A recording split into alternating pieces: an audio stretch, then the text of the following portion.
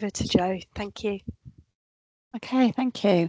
Just want to check with Alison first. So I'm going to kind of go over the non-residential aspect. Is that okay with you, Alison? Yes, that's fine. Yeah, Perfect, although perfect. I was the residential care Yes. charging manager, but we have had a change round in the adult social care finance team. So my knowledge is primarily on residential care charging. So Jo is going to speak about the home care charging, and then I'll cover the residential care charging, which some of it may overlap. But yeah, I'll let you go then, Jo. Thank you. Perfect. Thank you, I should Alison. probably introduce you properly, if that's all right. I forgot about that. So this is Universal Services for Carers Information Sessions, and we're talking about finance today, and that with specific reference to financing care in the home and financing care in residential facilities. So we've got Jo and Alison that can introduce themselves when they pop on the screen in a minute, and they will talk through their respective bits. So there we go, Jo, if you want to do. Oh, we've got somebody else coming in. Super. Thank you very much. Okay, no problem. So, hi, I'm Jo Moody. I'm the Financial Assessment Hub Manager at Derby City Council. So my team oversee the initial financial assessment for residential and non-residential care. We validate the assessment, we collect charges. We've kind of changed teams at the moment, so our focus now is purely on the financial assessment. So I'm going to go basically through people who are receiving community care, so care in the home, care at a day centre, care through shared lives, or care through direct payments. So they're the main kind of non-residential areas that we cover. So kind of high level first off is if a customer, I'll refer to a customer or a patient as a customer, does have savings, and savings can be capital, can be ISAs, and can be bonds, investment, shares. If those are more than 23,250, we at the council class them as self-funding. Now, for non-residential care, we do offer support to those customers who are over the threshold. So we will offer what's called a managed service. So obviously subject to having a care needs assessment, subject to being eligible for the criteria to receive care and support from Derby Council. We would then offer them a managed service. And a managed service is basically a traditional domiciliary care provider, or your shared lives, or your day support. Now, what we do is we do charge customers for the administration of the setup. So there's an initial £125 for the social work involvement in asking our customers to come to us effectively, and then a £115 annual fee that we charge customers. So that's really for those who are self-funding, who, yes, say, I want you as a council to arrange my care, but I'm more than happy to pay an arrangement fee. Now, sometimes that's not always clear at the start of the process, especially if there's a discharge from hospital or there's an emergency need for care and support, and the person, the finance the least of their worries. So, if anything from today is that we do as a council support self-funders with non-residential care. If the customer wanted to have a direct payments where the council give the customer money to go and buy their own care, we wouldn't furnish that. Obviously, we're giving it one hand to take away from the other. So if your customer actually got signed up, a daughter or a friend or a relative or a neighbour, we will be saying to that customer, you will need to make that arrangement yourself. Okay, using your own funds, you need to make that arrangement. So that's kind of where we are with self-funders. And people think savings is just money in the bank. It's not. I mentioned shares, I mentioned investments. We do also, for non-residential, we exclude the property the person lives in, but we would take into account second property. So second property is obviously where the person's not residual, not council tax purposes, so it could be inheritance from mum. We get quite a few cases where people move from their own property to extra care, for example, which is a sheltered accommodation facility, and they have to obviously sell their own property. Now, they are deemed as self-funding because they're moving somewhere else other than the property they live in. But generally, we ask the question when we do the assessment. So we at the council will do a financial assessment. We have got a backlog. It does take about 8 weeks at the moment to get a person assessed. but our social workers are prompted to give that information out at the start to say there will be an assessment along the line. If the customer is concerned about what the charge is going to be or really anxious, we can do a light touch assessment. So we can obviously collect the basic information, pension, income, outgoings, a very, very desktop rough assessment, and give them an indicative contribution. That sometimes does ease anxiety, obviously, to when we do the full financial assessment. So that is something we can offer. The fact sheet we hand out. Really relaxed. Are we okay? Can you hear me okay? I'm good. If you've got your microphones on, could you switch them off, please? In fact, Emma might be able to do that for us. Thank you. Okay, so lost my flow. So yeah, so we do a face-to-face assessment at the moment. We obviously are aware of any representatives or lasting power of attorney people who are working with the customer, and we make sure that we do that assessment with the appropriate person, which obviously comes from our front door social care teams. We will do that face to face. We'll give information about what we want to see beforehand. So it'll be bank statements, it'll be DWP letters, letters from occupational pensions, for any private pensions, and basically it's 3 months worth of statements, so we can assess over the 3 months what the situation of the income is. We'll also ask for, in terms of outgoings, we have 2 types. We have housing or housing related outgoings, and we can look at also what we call disability related outgoings, or DRE, disability related expenses. I'll break that down. So for the housing costs, we would take into account customers paying for mortgage, paying for rent, paying council tax, and paying any service charges on properties where they have to incur a communal service charge, such as being in extra care for the gardens, for the heating in the communal rooms. So, and we also do take into account insurance, but only house insurance, as opposed to building insurance, not contents. So they're the kind of the outgoings we look at. Then, if a person is in receipt of a disability benefit, such as attendance allowance, PIP, or DLA, it opens up us to ask questions about their expenses relating to disability. So we haven't got an exhaustive list of such, because the Care Act says we have to look at each case by case. But generally, things that we do take into account are, for example, if somebody is incontinent, then we know they incur additional costs for extra bedding, extra clothing maybe, extra footwear, extra laundry costs. So all those are in addition to somebody who says incontinent, who's not, who's able to look after themselves. So we also have got examples such as equipment. So if somebody's purchased a stair lift, we can look at the cost, the maintenance of a stair lift.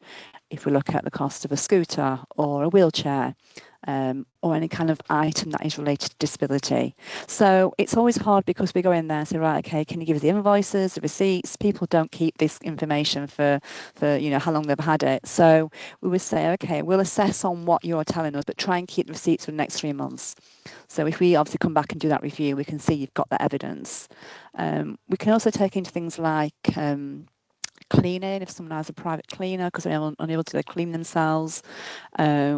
If there is CareLink, so somebody's obviously got the CareLink monitoring their property and they need internet, for the CareLink to work, we can look at the internet costs. So it really is a case by case. If the customer, before I just go back a step, so we have what's called a standard DRE amount. So without any questions asked about disability costs, we will give the person in their assessment an allowance. So we look at the income, so right, okay, your deductions are, we'll take, at the moment it's £35.70, we'll take off £35.70 without asking you about your individual disability expenses. Sometimes it can be quite intrusive and people don't want to tell us. So, and if that person does tell us about their outgoings, then it's actually less than the standard amount, we'll give them the standard amount. So they're better off really. But it's always a little bit of a mooting point, because we do get presented with all sorts of expenses. It's obviously within the assessment, we give the customer what's called a minimum income guarantee. That is a government figure that says that person has to have this amount of money each week to live on for daily food, living costs, housing costs, shelter. we get presented with outgoings such as gas, electric, water, TV license, general day-to-day. Now, we say actually that MIG, that minimum income guarantee, already covers that. I think for a person over 60, off the top of my head, it's £235 a week is what that person's guaranteed to have without the council coming along and saying, right, now pay us an extra £50 on top. But that MIG is also to cover their food, their day-to-day essential costs. So we have a bit of a calculation, savings, income, outgoings. In terms of savings, just going back one a little bit, if the person's got between 14,250 and 23,249, we apply what's called tariff income. So for every £250 of that figure above the 14,250, we take £1 as income. So it means they're not self-funding, but obviously it does affect the impact of the assessment, and it might just put their contribution up a little bit. And then obviously we do the assessment. The assessment officer will just collate the information at the visit. They shouldn't be telling the person what the outcome is, because back at the office we validate and we obviously we verify what's being collected. And then we will write out to the customer or representative with the date of their assessment. Now for Derby, we charge from the first day care was provided. Now obviously we might not be doing this financial assessment until 8 weeks later. So there's always a little bit of a, we get a few calls, obviously, people saying, well, either wasn't told or I wasn't aware, but we really are trying to push our front door, either be discharged, be it the emergency contact, to get that information over to family, to customers. You will be charged from the first day of service, unless it's a free period of care through our re-enablement service. That does result in a backdated invoice, first off, but again, our protocol is to work with family, look at a repayment, look at how we can get that first initial invoice paid. And generally, we try and encourage direct debits. That's our preferred option of payment. We've got quite a good take-up. And yeah, I think kind of that's whistle-stop tour, 15 minutes of non-residential. Any questions on that? Or anything I've missed out, Alison? Don't know. That was quite. It's quite a lot of information, and I've written notes. A lot. I wonder if it might be possible. Could you, or do you have kind of a model, a financial kind of model laid out like that, so that for somebody coming to you with £20,000 savings, what it would cost in the end? Just an example, not a real life, but just an example that we could then send on to people later. Yeah, I mean, our fact sheet that we give out at the start of the service details those examples. So if you've got over 23s, here's what happens. Here's what happens if you've got a direct payment, how we collect your contributions. So maybe that will help. I mean, it is on our website. It is a public document, but it guides you through the stages and explains what happens. The difficulty with the financial assessment is there's so many unique situations because of the disability-related expenditure. You could have customer A free and customer B chargeable because they're completely different in their outgoings. So it's always hard to put that in writing what your contribution will be until we do the assessment. Yeah, absolutely. I can share that. So effectively, someone comes to you with, the first thing you do is a financial assessment. If they've got over £23,250, they go through the managed service, which is £125 initial upfront fee to fix that, and then £115 annual fee. Sure. Are they getting anything else for that money other than just getting matched? Yeah, so basically the council will broker their packages of care. So any increases, any decreases, any gaps in service. So we as a council are that intermediary between the customer and our providers who we commission with. So we'll arrange the providers, we'll obviously match their needs with providers and obviously care times, call times. And we arrange to pay the provider as well. So the council will pay the provider. So we'll do with any invoices. We then just literally invoice the customer like for like for their charge. So if their care package is £100 a week, we pay the provider £100. We also invoice the customer £100. So that's how it works for a managed service. And are there certain scenarios where you would advise that managed service above going and finding it yourself? I'm going to be honest, and our providers, we pay on a fixed fee. So for every half an hour, 45 minutes, hour, there's a fixed rate. Now, that fixed rate's passed on to our customer. So if we pay £100 for the week, we charge the customer £100. The customer may approach the agency A, for example, and they may charge £200. Right. So there they can. are financial advantages. Yeah. Okay. Yeah. Super. But equally, we are the middleman. So if there's any changes, the provider has to tell us every week of any variations to packages. So increases, decreases, missed calls, calls reduced. If that doesn't get passed to us as the council, we don't pass it on to the customer. So we're the middleman, and it can get very busy, and it just seems, So if you are a little bit cumbersome of a system, if you need to be more dynamic or reactive as a carer. Yeah, absolutely. Okay. You can have that conversation with that agency. You can negotiate, well, you only here 15 minutes. I've got evidence to show you here 15 minutes, not 45 or 30 minutes. So that's where we get involved, and it can be quite a deep dive sometimes. Okay. So there's both sides to it. So I guess when it goes wrong, you probably don't have the reaction times as a consumer, but what you might have is the weight of the council.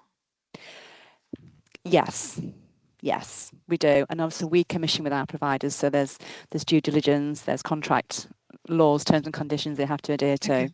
So we've got a bit of a backup if they're So not there's compliant. protection involved in that as well.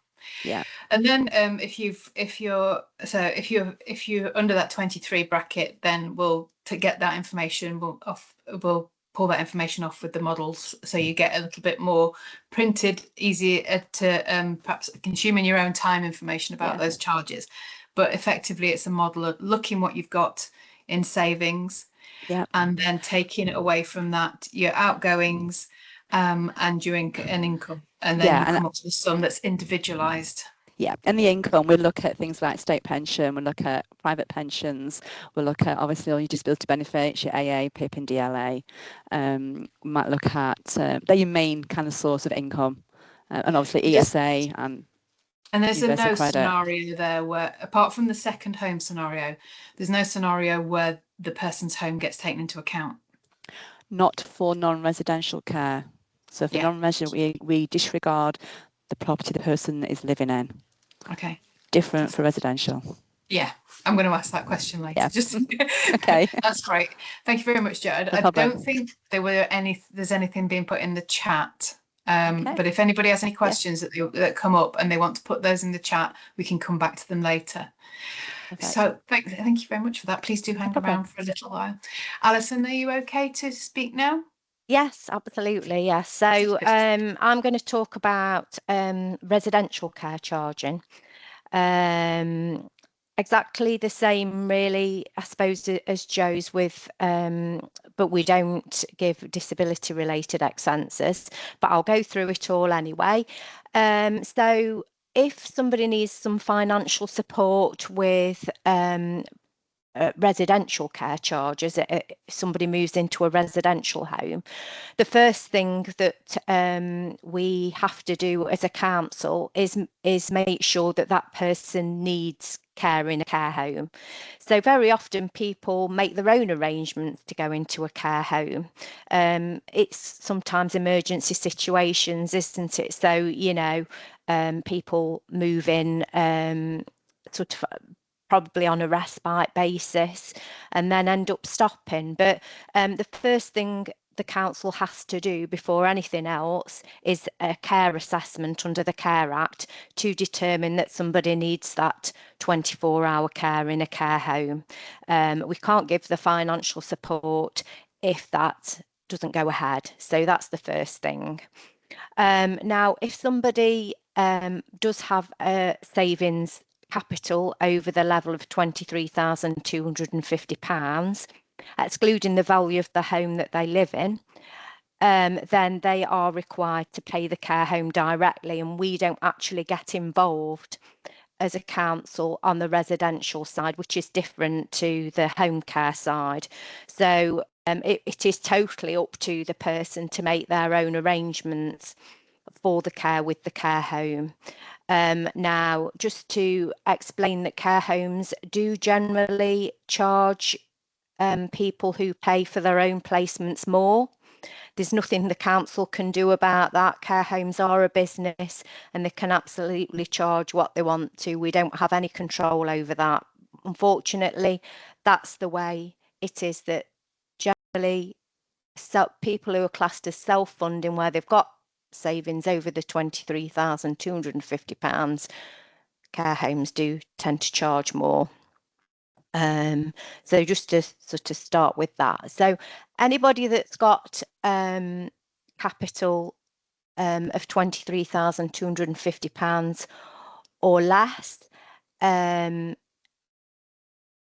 if they're assessed as needing that care, then they are able to come to the council for financial support.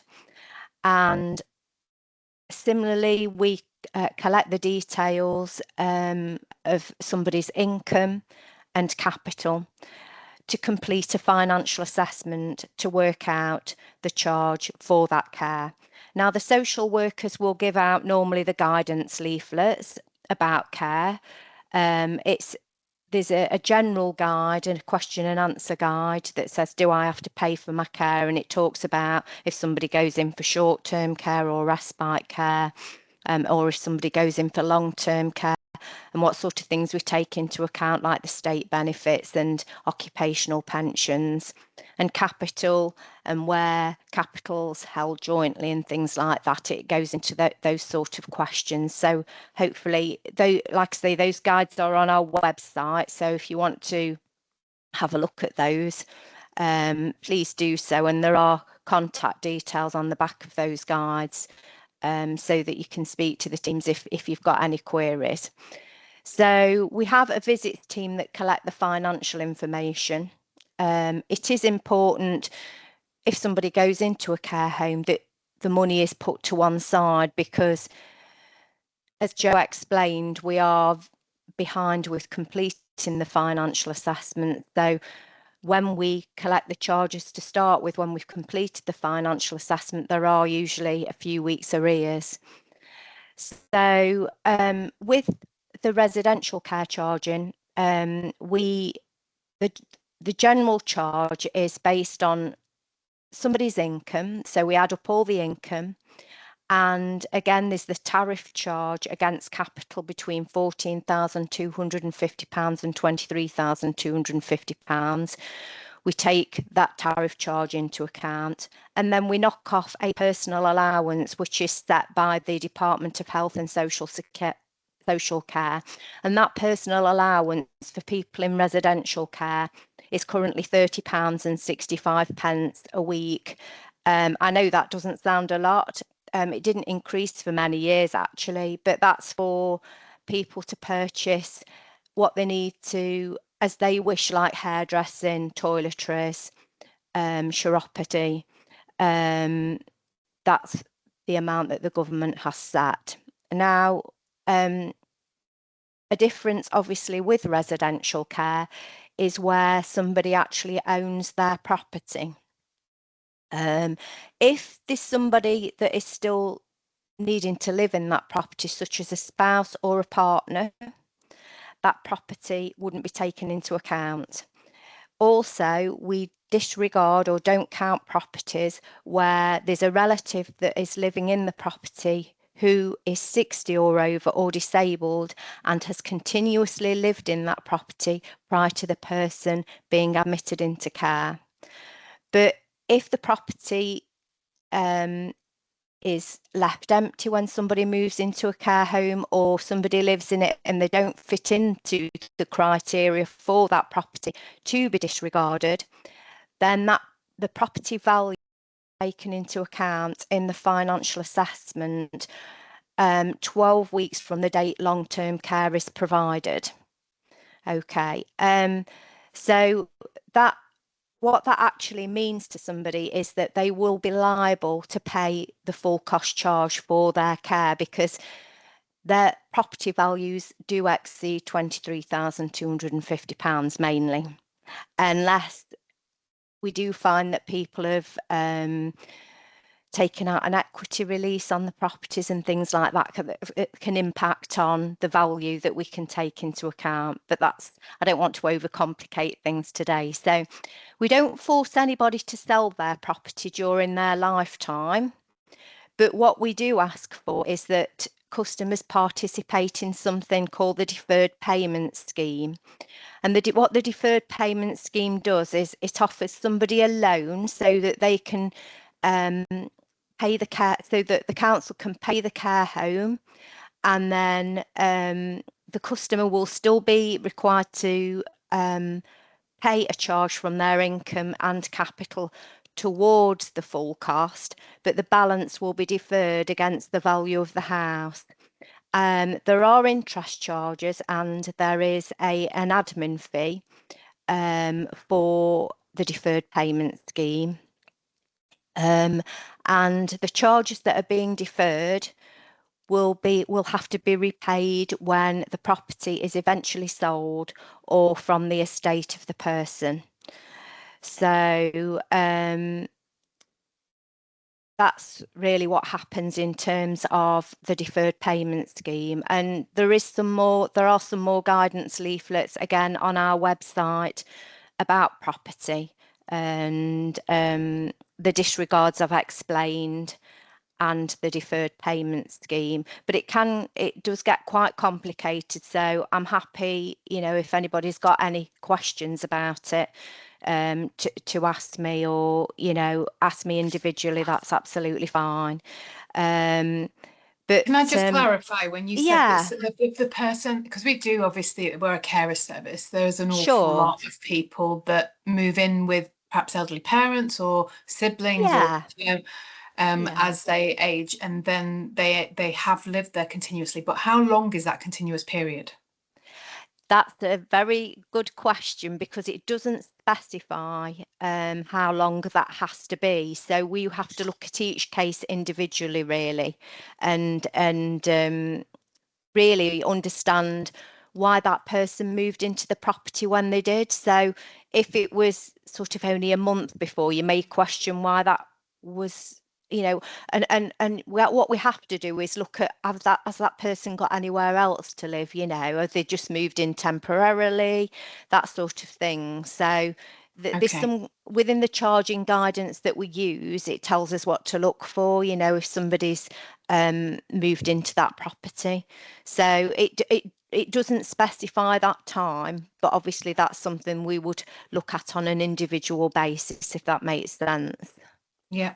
Okay. And so we get two of our main concerns are around people that perhaps are considering residential facility, and the person that will be left in the home, whether or not, if they're a joint owner, what happens then? Is it half the home get taken into so when you have the deferred payment, is it only on half the home that responsibility lies, or on the whole home? So are you talking about relatives that live in the home that aren't a spouse, or? No, not often the spouse. So we wouldn't take the value of the house into account if a spouse or partner lives in the property, because they still need it as a home. Yeah. I mean, we do come across jointly owned properties, and very often it's where, say, for example, a couple bought a property, but one of the couples has passed away. One of the members of the couple have passed away. But what they did is they owned the property as tenants in common. So they've passed the one that passed away has passed their share on to their children. So you do get the 50-50 ownership, but we would only be able to take half the value of that property into account, because the other half could possibly be owned by the children. We see that quite a lot now. We would have to ask for all joint owners to sign the deferred payment agreement. That's the only thing with joint ownership. One of the things I should also talk about actually with care homes is that the council will pay usually a set fee rate for care, and if a more expensive placement is chosen, it would mean that a third party would have to pay the difference, or where somebody owns a property, the person can defer that top up against the value of their property if there's sufficient equity in the property. So care homes, like I said before, can actually charge what they want. Normally when somebody requires a care home placement, the council will make arrangements to approach care homes to find out which care homes are available to provide support to that person, and the care homes will come back with how much it would cost to provide that amount of care. If somebody looks at the choices that are available and picks the most expensive one, then that's when a top-up applies, because obviously the council can only meet the set amount that it normally would to cover those care fees. It's not in a position to pay for more expensive care if there are cheaper alternatives out there, if that makes sense. Yeah.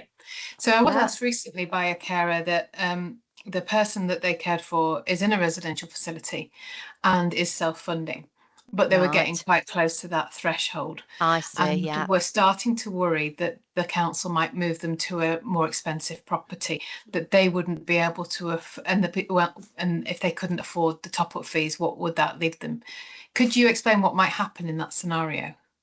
So, yeah, I think, again, this is something we see quite a bit, where somebody's made their own arrangements for care, and so, you know, those care fees exceed what the council would usually expect to pay for that amount of care.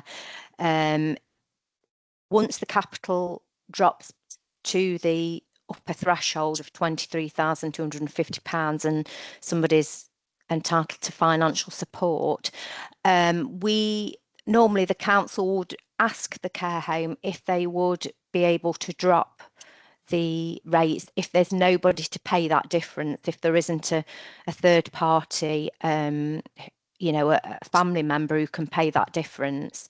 Unfortunately, if there isn't anybody to pay that difference, then it will mean that the council will look for alternative care homes at the council's rates. So your first port of call is asking negotiation with the absolutely, yeah, because we don't want people to have to move. It's not good for people, is it, to have to move? No.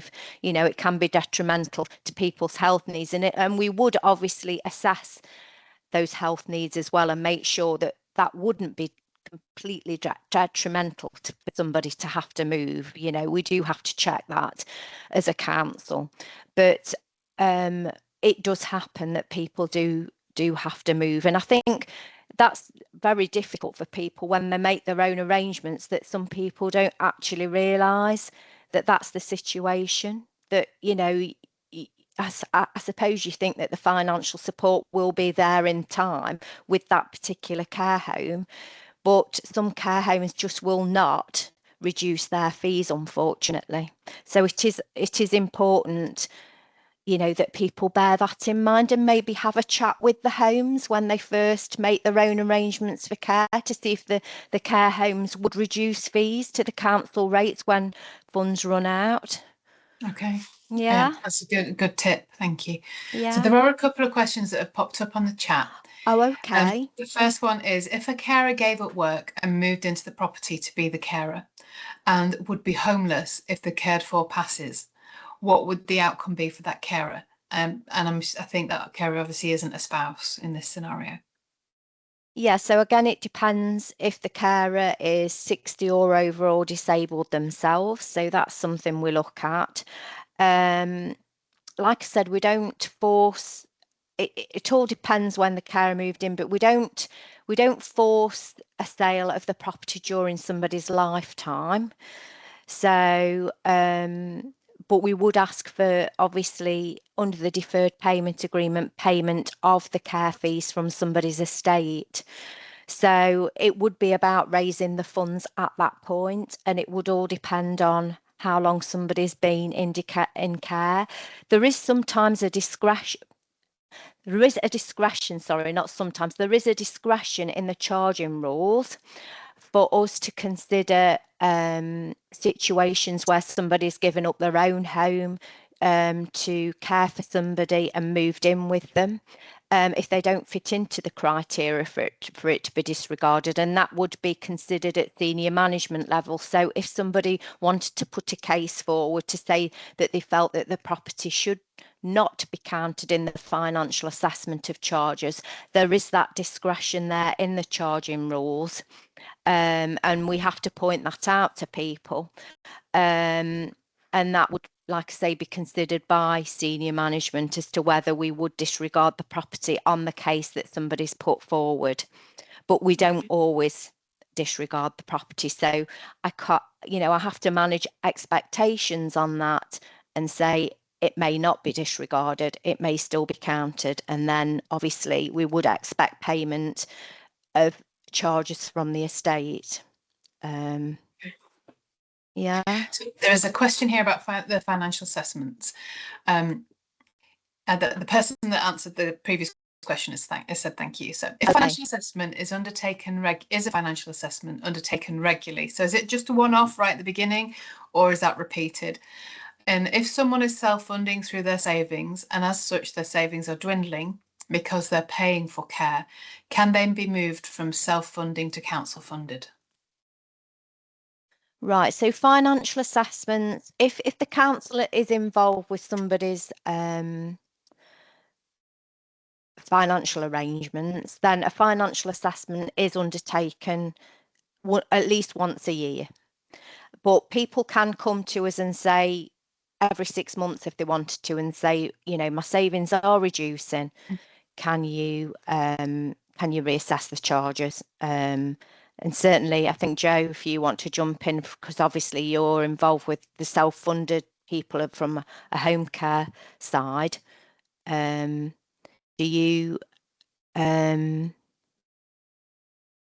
you want to just say what happens? Sure, yeah, sure. So I was on mute. So basically, we would be invoicing the self-funder whilst they're self-funding. At the point when they are dwindling below the upper threshold, we will do a full financial assessment. So look at their income, look at their outgoings, to determine a contribution for charges. And now, if they are using a particular managed provider, let's say they're using provider A, if that provider A is on our framework, they will basically transition to the council framework. If it's a provider who's not on the council framework, so say it's provider B, who the council don't contract with, then there are a few options. They could have a direct payment where we would give them the equivalent of the council funding to go and purchase their care from carer B, or they could look at our existing framework and go with a different provider. Does that answer that question?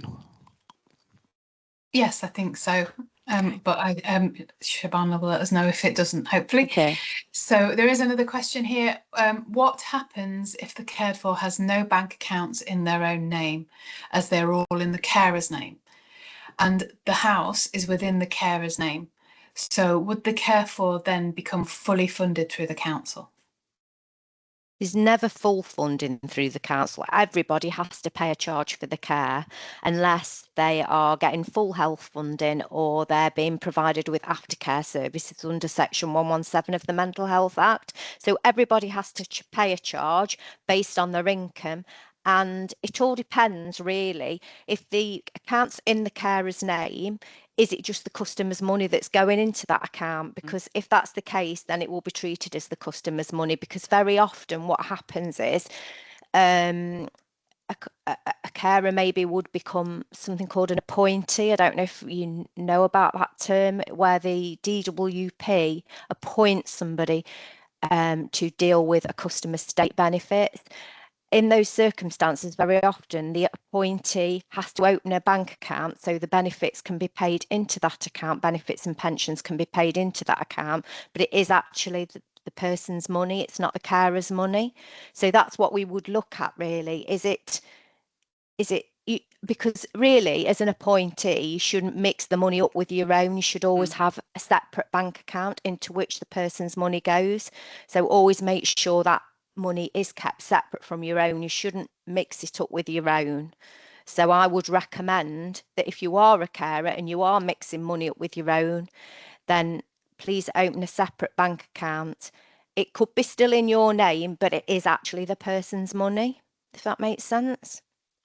Yeah. So I think you talked about, well, Jo talks about this right at the top about, because even obviously there may be some people that have no money at all and don't have access to any benefits or haven't accessed those benefits. But for the vast majority of people, if they've not got any of their own money, they may be getting some state benefits. And so that top up will be coming from that. And either that is you separate off your £30 a week from that, or was it £230 if it's in-house. Yeah. So you ring fence and protect that amount in the relevant circumstances, but the rest of it is up for grabs for top up. The top up amount is separate in terms of if we're talking a top up where you choose more expensive care, whether it be nursing or residential care, that's separate and would normally be paid by a third party. The top up can be paid by the person themselves if they're going into the deferred payment scheme. That's the only scenario in which a person can pay the top up themselves. Normally that top up would be paid by a third party, but the charge that the customer pays is based on their state benefits and any capital they hold in bank accounts, etc. Like I say, if that income is been paid into somebody else's account, we would look at, is that mixed up with that person's money, or is it just purely going into that person's name for that person to deal with on their behalf, you know, and that person that's dealing with it on their behalf, is their money going into the account at all? Because if it isn't, then it would be treated as the customer's money, not the carer's money. Yeah. So, but it is important really not to mix, if you're a carer, not really to mix the money up with your own and just have a separate account. Yeah. And obviously we would advise anybody that was in that situation to be getting power of attorney so that they had access to the bank accounts when they needed it, rather than taking it into their own. I think so, yeah. And in terms of, if it was just, I know we're running out of time, aren't we, to be honest, but yeah, one of the things we see quite a bit of, to be honest, is that people haven't got lasting power of attorney in place, and they're having to apply for deputyship instead, which is so long-winded, and it takes about a year now, you know. So it's a good thing to really look at lasting power of attorney. It's important that you absolutely trust the person who is going to be dealing with your lasting power of attorney. But we are seeing a lot now where people just aren't in a position to deal with their own finances, and they haven't made arrangements for a lasting power of attorney. And you know, they've got a property to sell and things like that, so it does become really difficult, because that choice goes in terms of a placement for residential and nursing care, because we can't fund a more expensive placement if there's nobody to sign a deferred payment agreement. So there's quite a lot of things probably we haven't covered today really, but you know, if you talk it through as a group and there's any questions that come up, please come back to us and we can try and answer them, because you know, there are lots of messages we need to get out there really, and I think sometimes we're not able to do that. So yeah, I just had one thing that came in early on when you started talking, and you talked about sometimes in a rush somebody will choose a residential facility, and this happens a lot with carers. Perhaps somebody goes downhill very quickly, and so they will choose a residential facility and then get to the financial assessment. But that can happen. What happens in the meantime? In your experience, are care homes quite sympathetic about that and allow that to happen, or are they better hanging on for as long as possible and waiting for the assessment? I mean, obviously, if somebody makes their own arrangements, then care homes, I would hope, would help guide somebody in that respect around any financial support they might be entitled to. It's difficult difficult, isn't it? Because most the care homes are privately owned, so you would hope that that message was given to people around the financial support that was available. But we can only financially support once an approach is made to the council for that financial help. We won't backdate anything before the date of an approach. So it's important to approach the council as soon as possible if you think you might be entitled to some financial help. Okay. All right. That's a really good note to end on. Thank you very much. Yeah. Thank you so much Okay. for your time, and hopefully that was helpful for anybody that was listening. You're very welcome. Thank you. Thank you. Thank you. Bye-bye. Bye.